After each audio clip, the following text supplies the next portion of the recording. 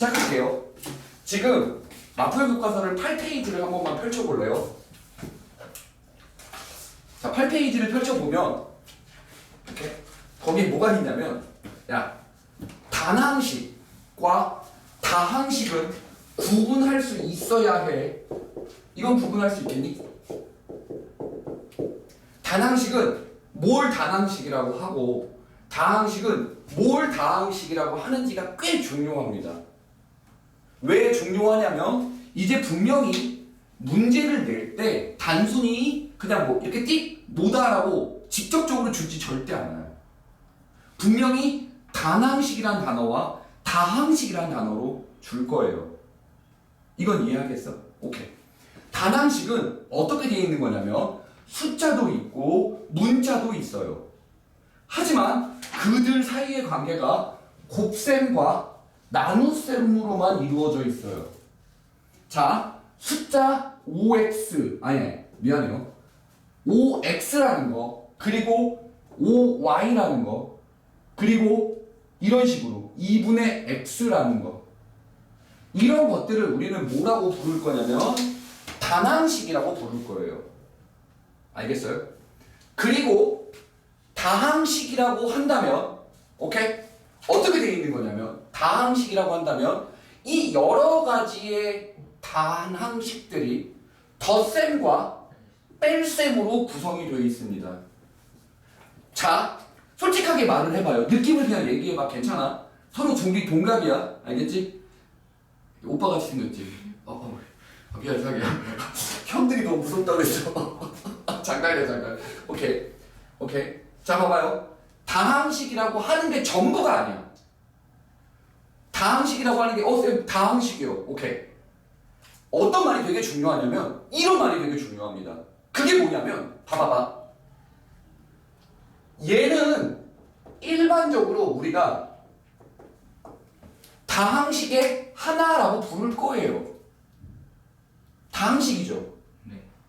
그런데 앞으로 우리가 다루게 될 되게 많이 다루게 될 다항식은요. 사실은 이런 애들만 말하지 이런 애들은 다항식이라고 딱히 얘기하지 않을 겁니다. 여기다가 뭐 숫자 3 이렇게 있어도 돼요. 하고 싶은 말이 뭐냐면요. 이런 말이에요. 분수식이 문자로 웬만하면 나와 있으면 안 돼요. 큰 범위로 얘기를 하면 이거 다항식 맞아요.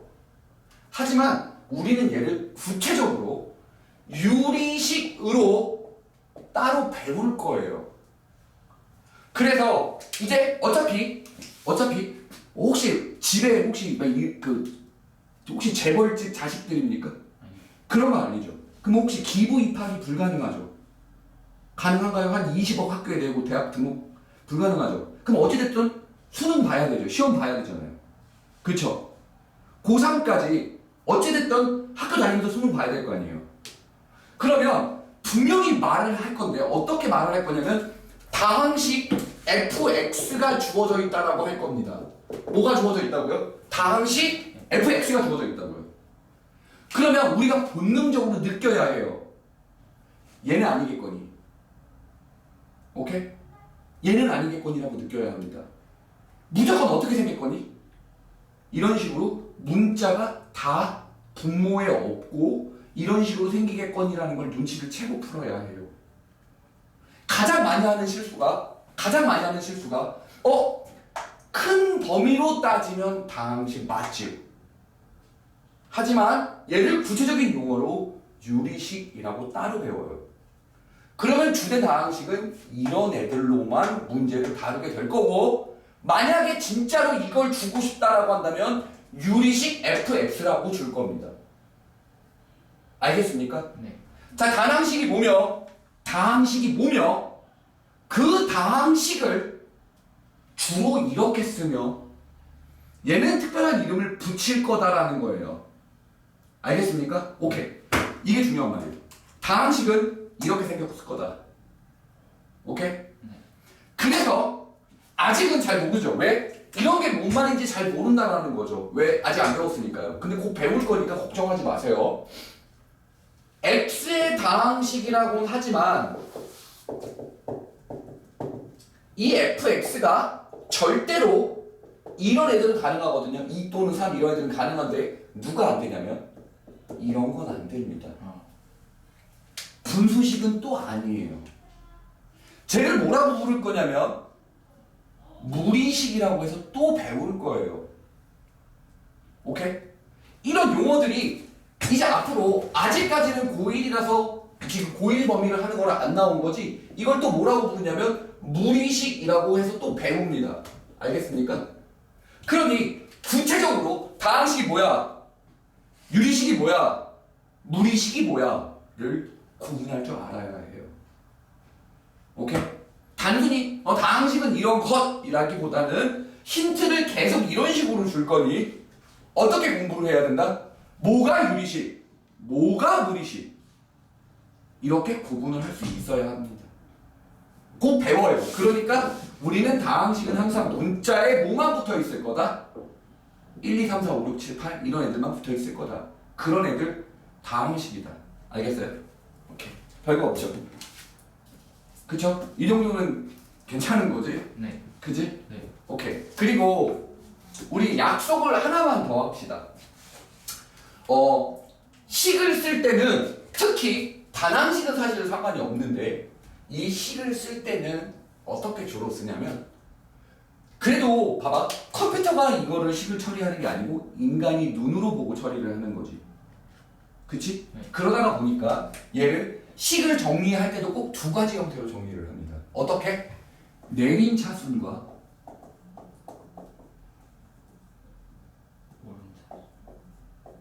이렇게 두 가지로 정리를 합니다.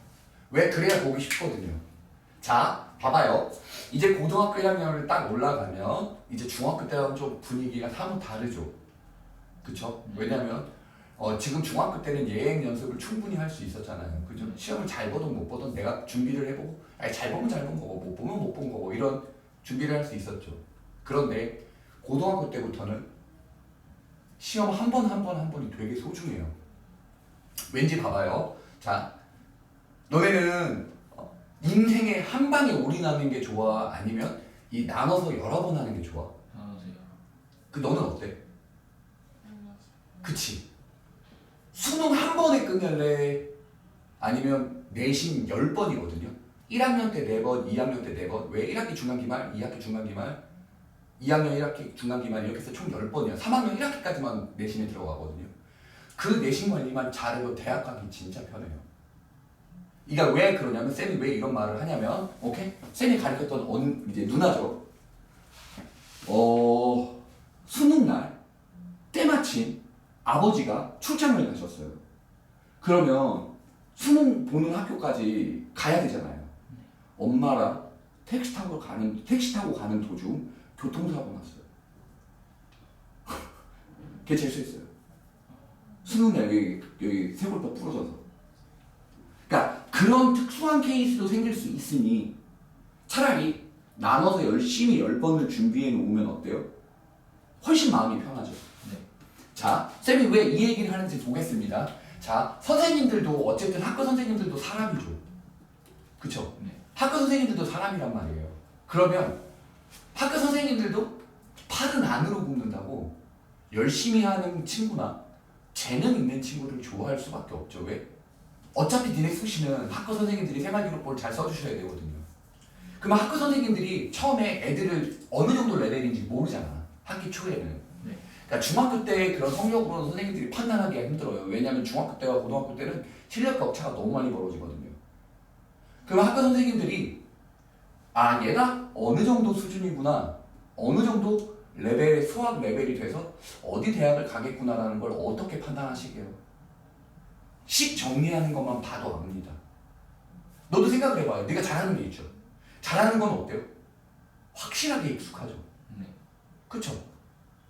식을 정리하는, 즉 다항식을 정리하는, 아마 내 장담고 첫 번째 고등학교 올라가면 학교 선생님이 분명히 식을 무언가를 정리하거나 풀어내는 수행평가를 낼 거거든요.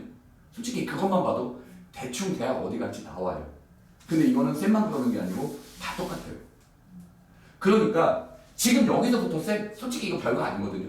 이거 일단은 진짜 별거 아니죠.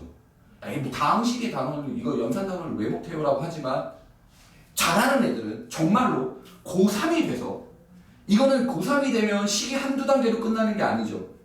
적어도 10줄, 20줄로 길어진단 말이에요, 풀이가. 그러면 실수를 안 하고 잘 풀어내는 방법 중에 하나가 뭐냐면 너네 나름대로 알아볼 수 있게끔 잘 정리를 해야 해요. 일반적으로 내림차수는 어떤 문자를 정해놓고 큰 것부터 작은 데로 쓰는 거죠. 네. 오름차수는요, 작은 것부터 쓰는 거죠. 네. 자, 얘는 나중에 경우의 수 또는 확률과 통계할 때 주로 쓰고요.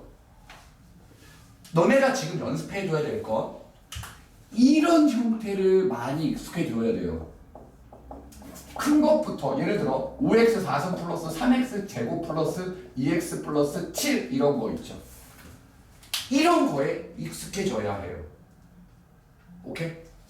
식을 막 이게 이렇게 주진 않아요. 훨씬 더 복잡하게 막 순서 바꾸고 막 곱셈 공식 풀어야 되고 막 이럴 거거든요. 근데 그렇게 전개를 풀더라도 어떻게? 이렇게 정리하는 능력이 필요합니다. 알아듣겠습니까?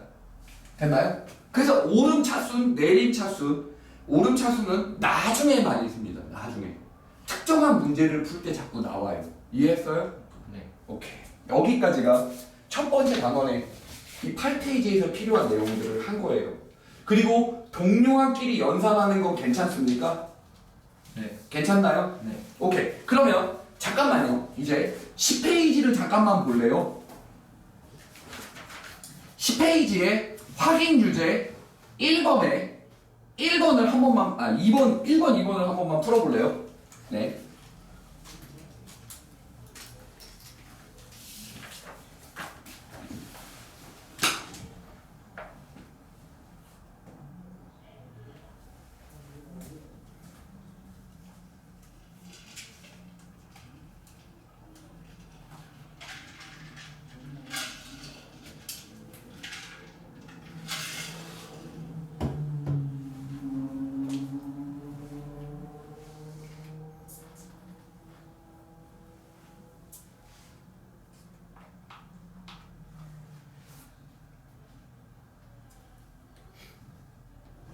음. 2번도요.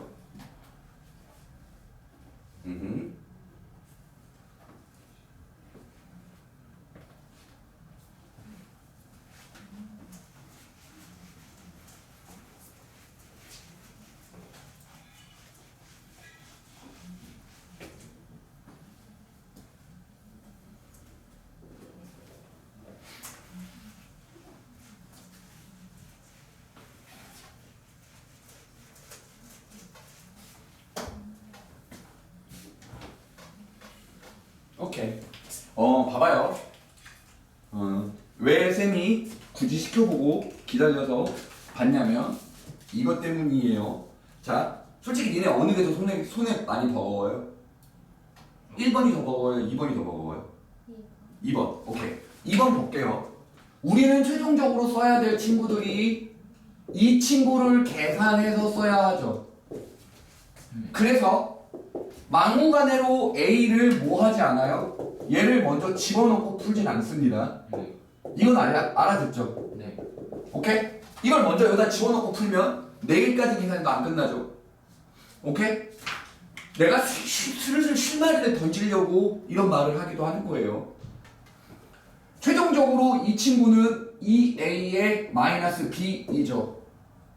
맞아요? 네. 잡아. 오케이. 아직은 이제 중3이고, 그쵸? 이걸 막 시작하는 단계죠. 오케이? 네. 잘 봐봐요. A 다항식과 B 다항식을 보세요. 보이세요? 네. 동류항이라고 한다면 x제곱은 x제곱끼리, 그리고 xy는 xy끼리, y제곱은 없죠. 오케이? 그러면 잘 봐봐. 내가 둘의 풀이를 지금 봤잖아요. 이렇게는 힘든가요? 잘 봐요. 너네 둘 다 지금 2를 곱해서 다 전개한 다음에 다 썼죠. 그게 아니고 어쨌든 나와야 되는 항들은 x제곱항 xy항 y제곱항들이죠. 맞아요? 네. 이 개수만 찾아서 쓸 수 있겠어요? 2가 곱해지니까 개수 2겠죠. x제곱의 개수 맨 앞에 거. 그리고 거기서 얼마 빼야 돼요? 빼기 1이니까 마이너스 1이면 플러스 1이죠. 이렇게 되겠습니까? 네. 됐어요? 위에 거 얼마죠? 2xy죠. 아래 거 얼마예요? xy인데 빼야 되죠. 날라가겠네요. 됐나요?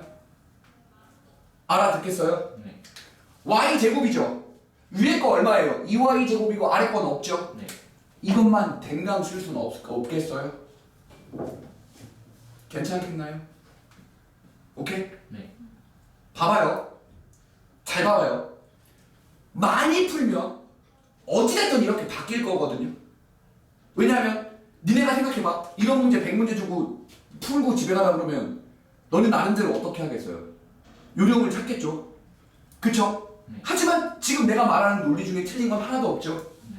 인위적으로 이렇게 바꾸는 겁니다. 오케이? 왜냐하면 어찌됐든 답을 빨리 얻어야죠.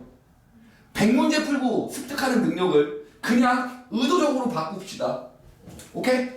어떻게 풀 거다? 필요로 하는 놈들만 찾아서 쓸 거다. 굳이 다 계산하지 말자. 알겠어요? 오케이. 자, 뜬금없는 수학사 이야기 한번 가죠. 오케이? 자, 소크라테스 아저씨가 뭐 하던 아저씨죠? 철학. 철학자죠. 혹시 음악 광고도 알아요? 몰랐나요? 네. 미술 광고도 알아요? 몰랐죠? 네. 과학자였던 건 알아요? 아니. 수학자였던 것도 몰랐죠? 수학은 들어. 들어봤어요? 오케이. 왜 수학이라는 학문이 사실